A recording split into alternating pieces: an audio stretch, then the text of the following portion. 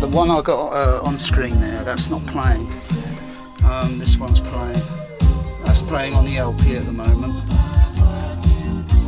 But I just got this one up ready to play. But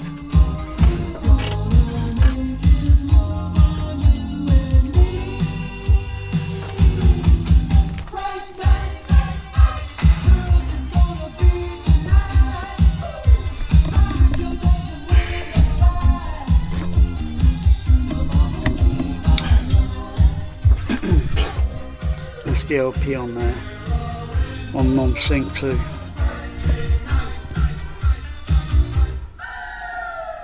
So I've got the surrounds on mute,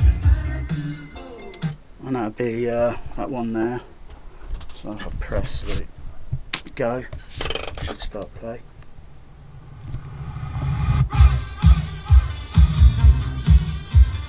There's just slight difference.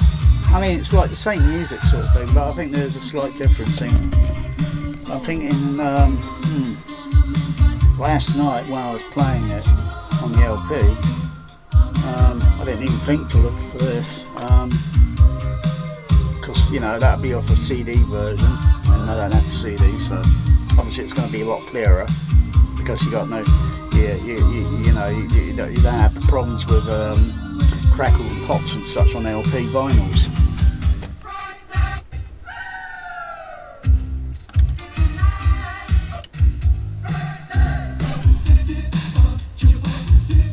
But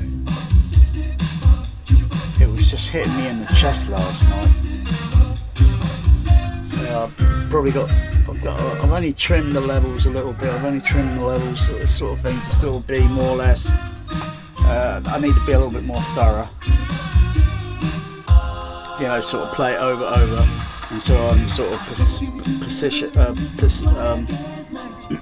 thorough would be that. Okay, I'm seeing more or less the same, you know, on the oscilloscope or maybe on the RTA.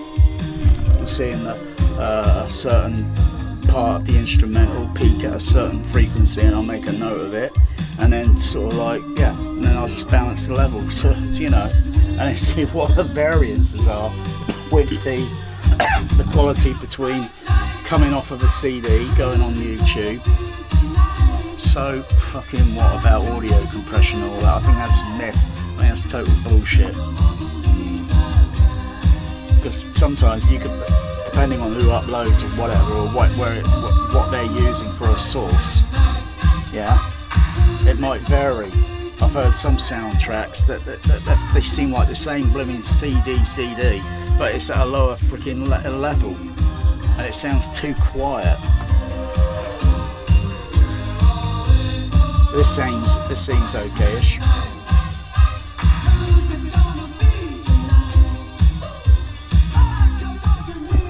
So let me just try and back it up. That's going to go into the next freaking track, crying out loud. Hang on. Oh, God's sakes. Just mute the fader. I think there's going to be a bit of a video to do. I'll try quick. Just going to stop. I'm just going to quickly. Can't pause the video while you're videoing. Recording. Can you pause? No. Quick thing. La-di-da-di-da. Okay. Not going to get this totally synced up.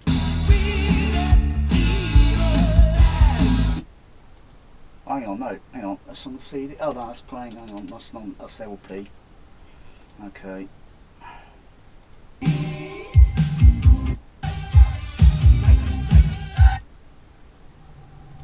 Okay, about there. So just get the LP started up again.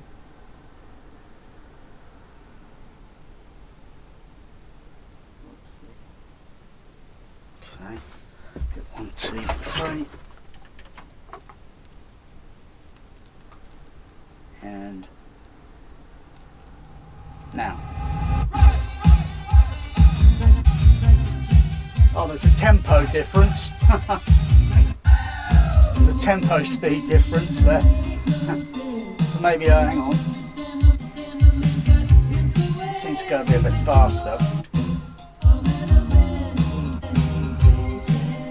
It's only got a slight variance of tempo speed.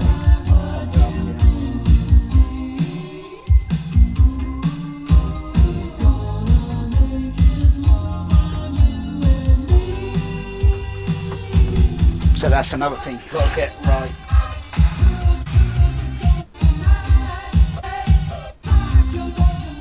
I'm not absolutely spot on.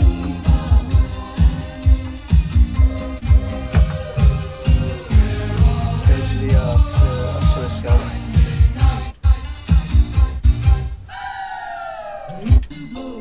So that's LP.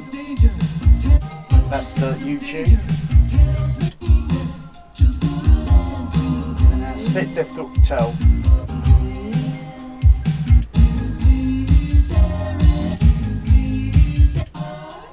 That's LP, YouTube, LP, YouTube.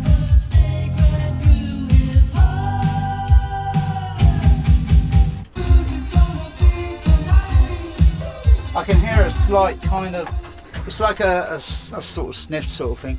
It might be just because you've got to get the tensions on the stylus, the cartridge, the arm. You've got to get the pressure correct ratio sort of thing. I'm not an audiophile, so fuck all your audiophiles out there, alright? So I understand that it's just got to have the right sort of pressure. Otherwise, if it was too much and it's digging right into the grooves, I think that would be bad for the stylus, because it's going to wear out I think it will seriously wear out and do LP damage. And then of course, yeah, you start tapping, you get vibration because the cartridge, when you tap on it, it almost acts like a microphone. Yeah, it would just take a little bit. Now, I don't really want to fart around with too much of that like everyone else does on YouTube. I rather sort of like do it in camera sort of thing. And if I can't achieve that, like on the go sort of thing, then yeah, so be it. I'll do it another way, you know.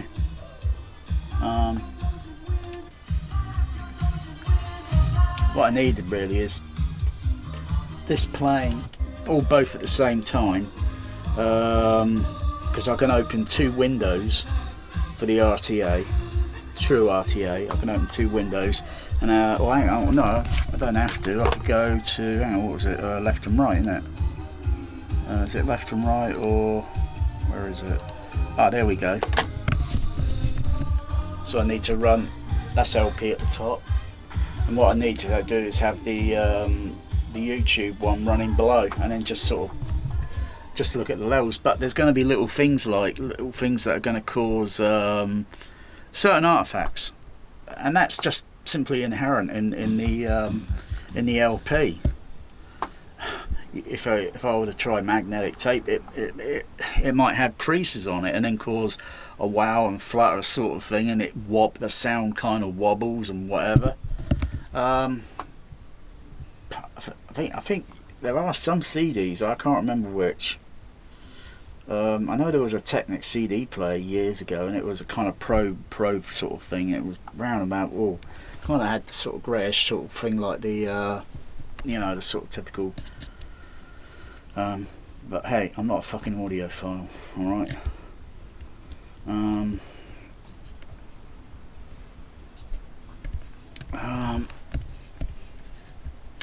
Let's just try and adjust the ISO on this camera.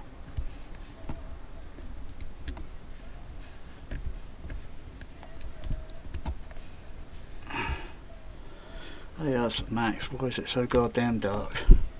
Looks like a dying fucking xenon lamp in those bloody horrible bloody 4K movies. Anyway, it's just one of those days. That's my understanding of it. I don't really need to talk that sort of bloody nonsense into fucking 500 pages on a goddamn forum site. It's flipping obvious. You know, and a CD, well, providing a CD is not impervious to damage, it can get damaged, you know.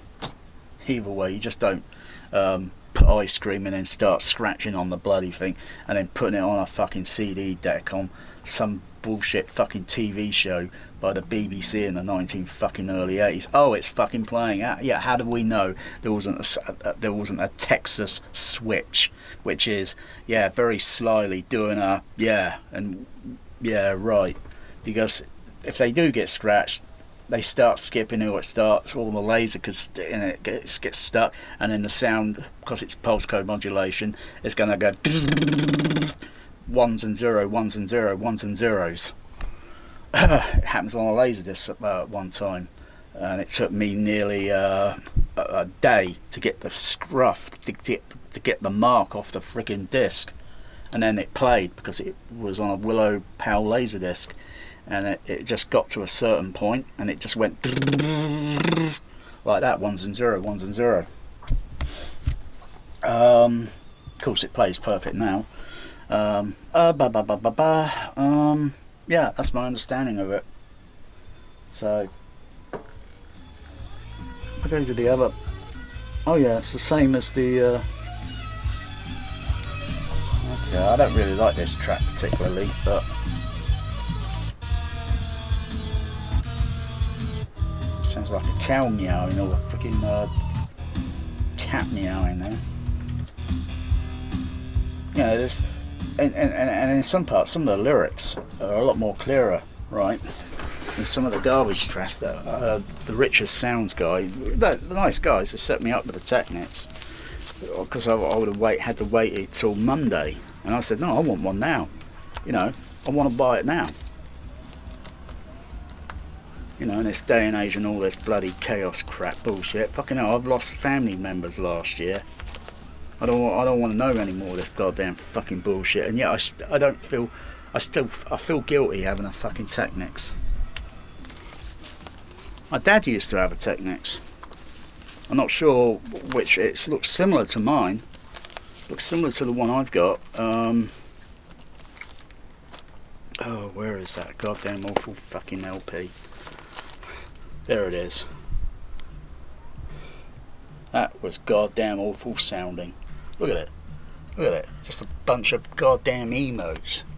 And not one of them can learn how to bloody sing, much less write music or play an musical instrument, or much less know how to mix the bloody thing. Because all I hear is an incoherent, a bloody... I'd rather listen to Alley Cats. Things like that really pissed me off. And the lyrics were so goddamn unintelligible. Talk about intelligibility on bloody movies, and you need George Lucas's THX sound says it improves dialogue intelligibility only because of testing and trial and error. And hey, you get the THX TAP, theatre alignment program, to sort of like you know, which ones are the best THX cinemas, because there were some that were a little bit and some that were just the dog's bollocks. The UCI at High Wycombe in Buckinghamshire was voted, I think someone told me, was voted the 8th best THX cinema on the planet, and he was not kidding. I thought he was, like, you know, kind of crazy, but it was interesting. I met someone at a college years ago, and he happened to be sort of into it, sort of thing, because he saw me doing an art and graphic design on a THX logo sort of thing, and said, oh right, he knew it, you know. What are the odds?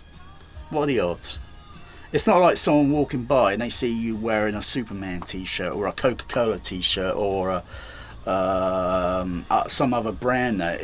THX then was a sort of thing that started in the early 80s, and this was only around about 1990. I think 1989. 1989. I met him. Knew him for a few years, and then we went our ways after that. After 10 years or so.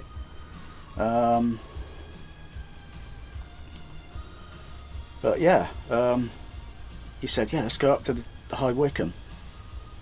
And I was kind of doubting it was going to be as good as the Empire Leicester Square. The Empire Leicester Square is an older cinema, but it really, for a premier size auditorium, it really had the dog's bollocks THX sound system on the planet, I think. If not, I don't know what voted range, because I don't know.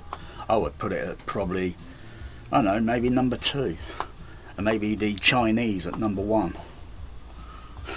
I don't know, but it literally, the bass was just pressing into your body. You feeling all the bass notes, the kick, the slam, the depth just pressing into your body, the kick kicking you, and the slam just, well, slam is a little, you get a slam that's like a bam, and a kick, and depth is pressure that's just press. That is what High Wycombe was. My goodness. Most home theatres, you have not experienced stud bass in your home theatre. Please. Most of you don't even have a professional system like this. So, you think you're into sound? Yeah. You can't play projectionist, boy, as much as you like to today, because projectionists now are phased out. They're no longer required. It's sad, but true. So you might as well just play with your home theatre, because guess what? Cinema has become home theatre. It allowed itself to become home theatre. How sad, but very true. And I think David Lean, he might say, cinema is original, home cinema isn't. That's how David Lean spoke. And he was pissed off when Lawrence of Arabia was going to play at the Odeon the Odeon Marble Arch, which I saw, and I heard the rumours only years after that. He was pissed, angry, fuming, red-faced, that he said, no way is that film going to play on that screen with that curve, because it had a very deep Cinerama curve, and it said, no, it's got to be altered, it's got to be changed. Wow, I don't know what clout he had to pull those strings, but it's not like he was the real big hotshot director. He's only made so many movies that are kind of like, only a few that in popular film culture today people talk about. Lawrence of Arabia, or Bridge of the River Kwai, or maybe Dr.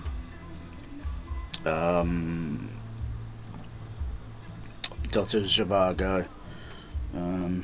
The later ones maybe very little, and some of the early ones I might talk about, but I only think, one movie that I've only seen, LOA, in a cinema, and all the others that I've seen are on DVD.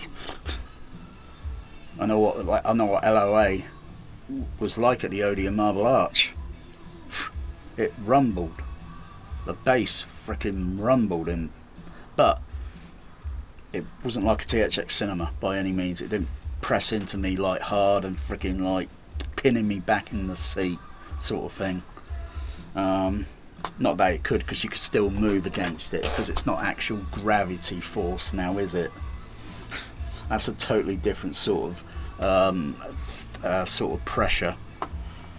But it's kind of interesting to see, is it kind of equivalent to like a G-force, but at a slightly weaker level, because you can still move, you can still still moving your seat forward and get out your seat while it's playing. It doesn't press you right back, or if you try to make an attempt to get out of the seat, it's going to push you way at the back of the auditorium at a certain speed, and you're just going to hit the back wall so hard you're just going to end up in the hospital. I don't like this song. Rock, it just keeps almost repeating the lyric over and over and over. Sounds like that god awful bloody music in that by that composer in that overrated rubbish movie. What's it called? The Fifth Element on the end credits. Oh my god, the bloody music on that is god awful. It's like looping over and over. It's like, fucking hell, I'm not playing that movie ever again. I don't really like this music too much, but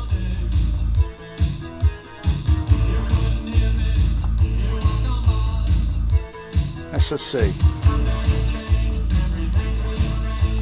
I can't understand the lyrics on this one. They're not intelligible, they're not clear enough. So, rubbish. That's like I posted elsewhere earlier. I thought this was about 98-ish%. Some of the lyrics I can understand. Maybe I should be a little bit more thorough with each track to see, honestly, is it intelligible or unintelligible.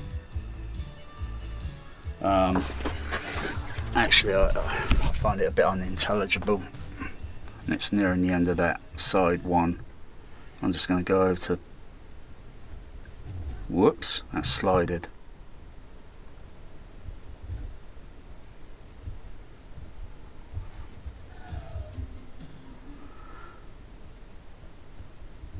I'll just stop. It's gliding, it's sliding. I'll start it there.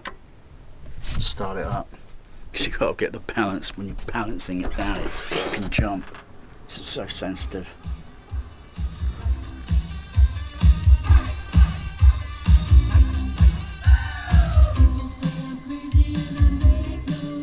People say I'm crazy and I make no sense. Yeah, I can understand that. The jewel of the Nile.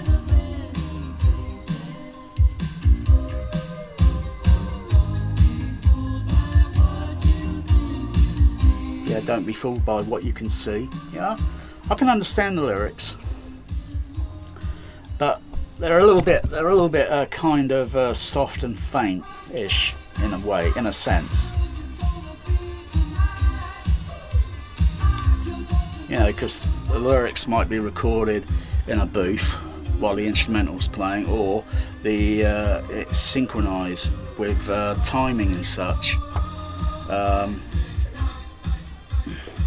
And then backing vocals and all that sort of thing. But when it's done live, and you got a vocalist, and you got the London Symphony Orchestra playing in this song that I heard on this, but I couldn't understand the lyrics. I thought, that is bad, awful, god awful choice in sound mix, in sound recording, because you should have that vocalist in a booth, isolated, with headphones, so he's listening to the orchestra, and then, you know, and then the mixer then can balance it all, you know, because at the end of the day it's all bloody artificial. If you were listening to it in the actual hall where the LSO were playing, I think this was a few years ago, I forgot the name of the song, I only watched it about a few days ago, and it was just unintelligible.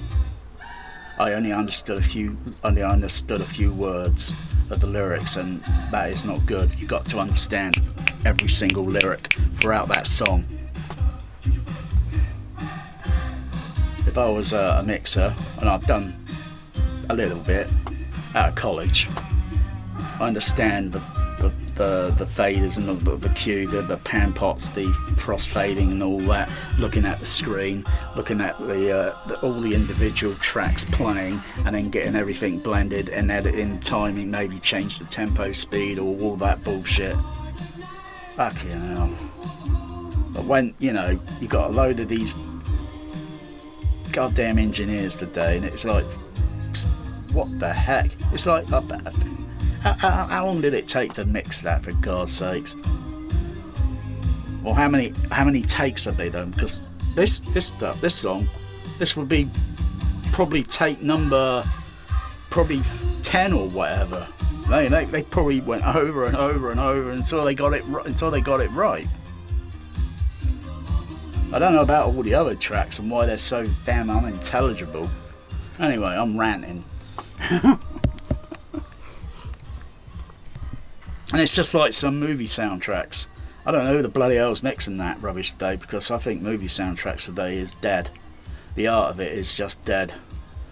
If you had to look back over the trend, and you've got to dismiss the Dolby Atmos sort of thing, because that's only playing some goddamn overhead channels.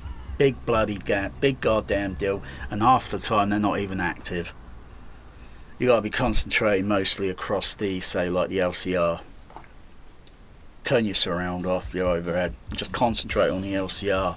Does that music mix balanced nicely with the LCR? Does it have a different bass or high end in the center channel versus left and right, because the isolation is different? If you matrix it, you get some of the bass from the left and right folding in onto the center channel, and blah blah blah. Usually there'll be two different mixers. There'll be a Dolby Stereo mix and a 6-track mix, and they should be a little bit different.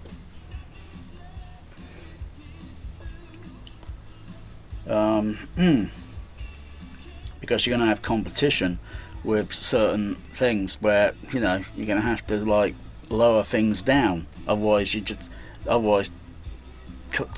typical dialogue or such will just get smeared, masked, frequency masked, and you just wouldn't understand, say, certain dialogue. But then all that garbage trash at the end of the day, it's all artificial, it's all fabricated. Every single bit of the soundtrack you listen to is entirely fabricated, unless some parts of it happen to be the actual production dialogue. Most times they might have to redo it by ADR, automation dialogue replacement. And sometimes I've seen some films where it's out of sync on the ADR, or the ADR or the editor at ADR, they've fallen the bloody sleep on their coffee break while the thing's bloody playing, and they've totally missed it because they weren't watching it. I've seen that in one film, and it's like, how the heck could they possibly miss that? You know, and the film would have to be reviewed, you know, a few times before it went out into, let's make the prints now and get them out in the cinemas. Bloody hell, I'm talking about Star Trek 60, Undiscovered Country. Bloody hell, there's a scene where there's an ADR issue. Most people say, oh, it's audio sync. No, it's not. It's an ADR issue. When it's like Star Trek 2, that's got a synchronize, that's got a sync problem on that rubbish Blu-ray format, disc format. I just stick with the DVD and throw the bloody 4K Blu-ray, whatever it is, in the bloody cat litter.